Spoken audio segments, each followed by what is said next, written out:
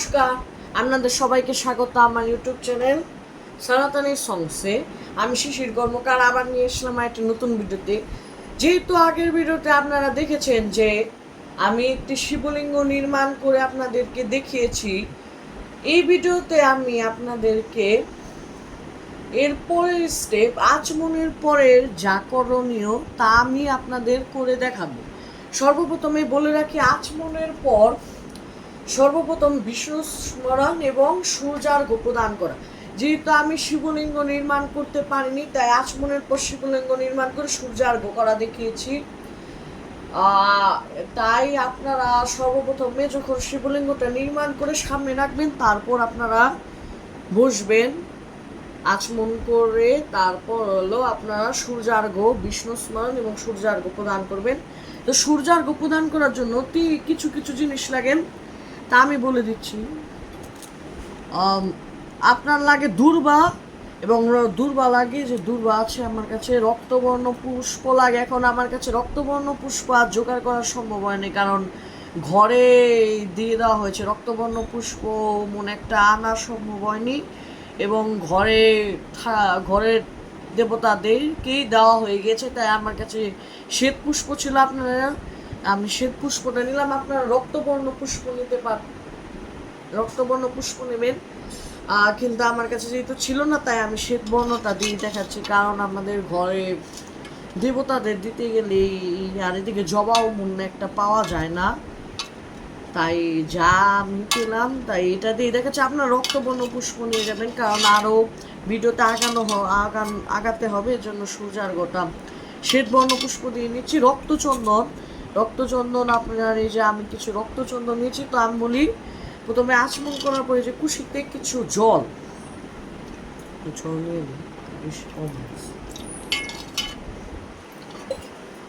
কুশিতে জল নেবেন, যে কুশিতে জল নিয়ে রক্তচন্দন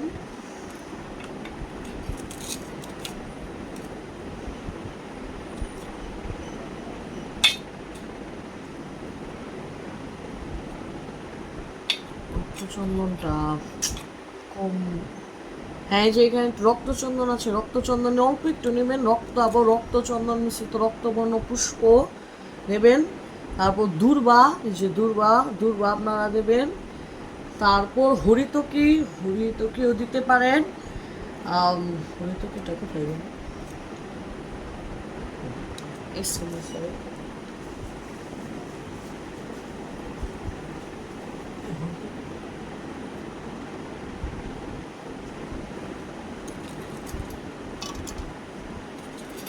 হরিতকি আপনারা দিবেন আপনাদের ইচ্ছা মতো, একটা হরিতকি সহ। তারপর কুষ্টিপত্র, এটা এক গাছে কুশ এটা সহ দিবেন। এই যে হরিতকি, শ্বেত মানে রক্তপুষ্প হবে, শ্বেত পুষ্প দিচ্ছি। আপনার রক্তপুষ্প দেবেন, আমি আতপ্তন্ড দিতে হবে।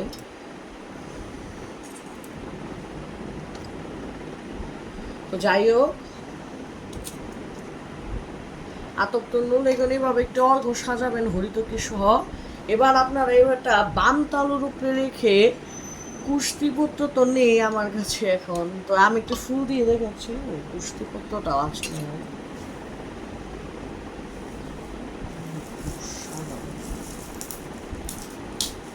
আচ্ছা, আপনাদের আমি একটি কুশ দিয়ে দেখাচ্ছি, একটি সাধারণ কুশ। আবার ত্রিপত্রটা আসলে এখানে পূজা ঘরে ভোগ হচ্ছে উপরে। আচ্ছা, যাই হোক, তো এইভাবে 3বার এটা বাম হস্তে রেখে বা কোনো কিছু এইভাবে করে এটাকে বলে কুশ দিয়ে যে এটা করে, এটাকে বলে প্রুকশন। এইভাবে করে হাতে নিয়ে প্রুকশন, এটাকে বলে অভুকশন, আর এটাকে বলে প্রোকশন। তো এখানে বলা হয়েছে অভুকশন করতে 3বার বঙ্গে তস্ময় আর ঘায় নমো, বঙ্গে তস্ময় আর ঘায় নমো, বঙ্গে তস্ময় আর ঘায় নমো। এতে গন্ধ পুষ্পে বঙ্গে তস্ময় আর ঘায় নমো, একটি পুষ্প দিয়ে এতে গন্ধ পুষ্পে এটা ধীপতে দেবায় শ্রী বিষ্ণুর নমো বলে নারায়ণ লোকগ্রাম যদি থাকে, নাহলে তাম্রপুণ্যে থাক। এটা সম্প্রদানায় ওম শ্রী সূর্যায় নমঃ, ওম হ্রিং সূর্যায় নমঃ। তারপর সংকল্প সূর্যার্ঘ্য, যে সামবেদ যারা তারা মন্ত্র পড়বেন এবং যজুর্বেদ সবেদেরা তাদের সবেদোক্ত মন্ত্র পড়ে এটা আপনার সূর্যের উদ্দেশ্য প্রদান করবে। আমি আমার যেহেতু যজুর্বেদ, তারপর আমি বলে দিচ্ছি প্রথমে সামবেদেরটাই বলছি। যজুর্বেদ যারা শূদ্র তারা যজুর্বেদীয় মন্ত্র বলবেন শুধু ওমের জায়গায় নম। তো মন্ত্রটা হলো সামবেদেরটা আগে বলে এভাবে করে ধরে, তারপর ওম বিবস্বতে ব্রহ্মণ ভাস্বতে বিষ্ণু তেজসে জগৎসবিত্রে সুচয় সৌবিত্রে কর্মদায়িনী ইদম অর্ঘম ওম শ্রী সূর্যায় নমঃ। মাথায় ঠিক কি আপনার একটু জল ফেলে এটা আপনার অর্ঘটা উল্টে দেবেন। আর এখন যদি আমি আরেকটা বলি যে এখন যদি যজুর্বেদীরা হন তাদের জন্য মন্ত্র আছে, আবার এটাও আছে। তারা চাইলে এখন এই মন্ত্রটার মধ্যে এই স্বর্গস্থলে ইদমর্ঘস্থলে এই স্বর্গ বলতে পারেন। কিন্তু যদি যজুর্বেদীর একটা মন্ত্র আছে, কিন্তু যদি কেউ চান যে এই মন্ত্রটা দ্বারাই করবেন, তাহলে এটা শেষে আপনারা এই স্বর্গ ওম শ্রী সূর্যায় নমঃ, সূর্য ভট্টায় নমঃ, হিং সূর্যায় নমঃ, এগুলো গুরু পদ্ধতি, এটা আপনারা ইউজ করতে পারবেন। তো সর্বপ্রথমে আমি বলি স্বর্গ, যারা যজুর্বেদে স্বর্গ ওম শ্রী সূর্যায় নমঃ এইভাবেও প্রদান করতে পারেন। কিন্তু আবার মন্ত্রটা বলে রাখি সামনে একটা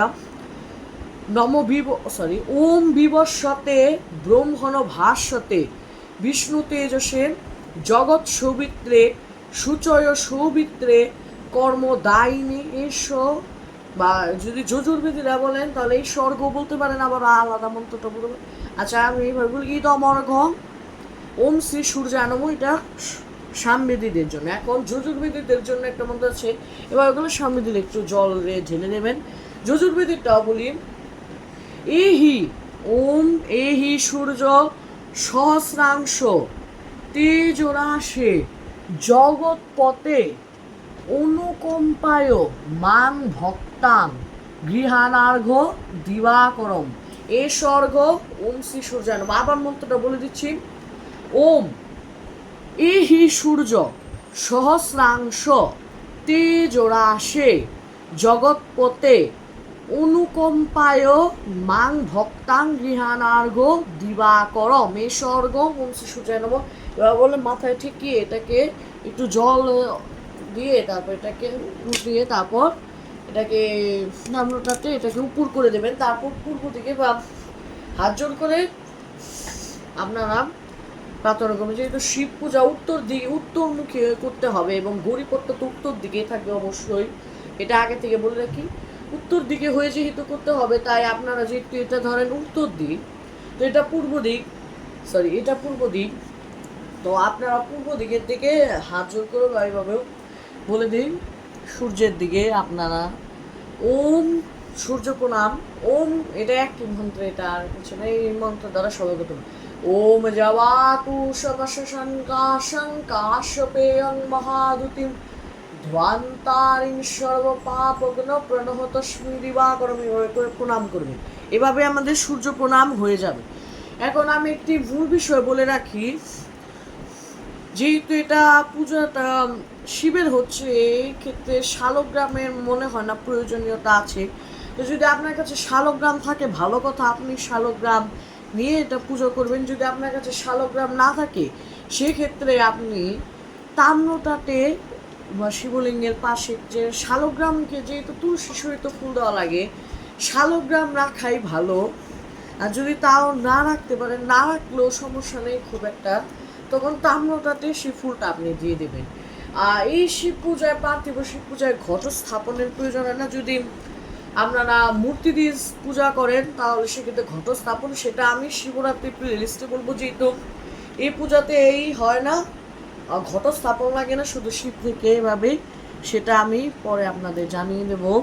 তো এইভাবে করে পরে যে অর্ঘ্যটা রেখে আপনার এটাকে যা আছে শস্য দ্বারা আতপ তুন্নল যাও আছে,